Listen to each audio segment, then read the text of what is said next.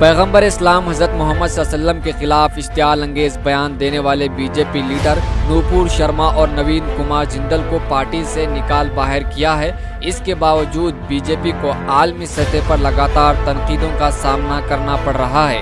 Kuwait, قطر، مصر، ایران، سعودی عرب، Indonesia, Bahrain, Maldives, Oman, اردن اور جامعہ ازہر کے علاوہ تمام عرب ممالک نے بھارتیہ جنتا پارٹی پر تنقید کی ہے۔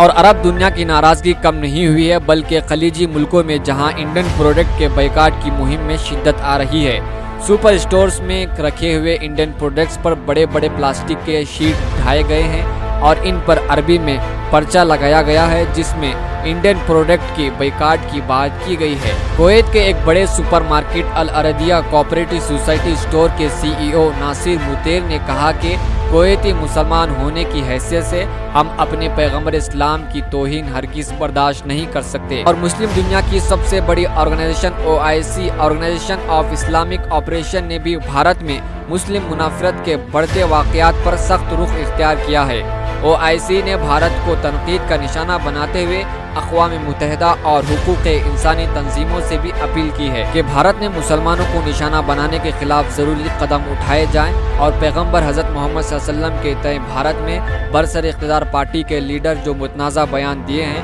اس کی سخت لہجے میں تنقید کی ہے۔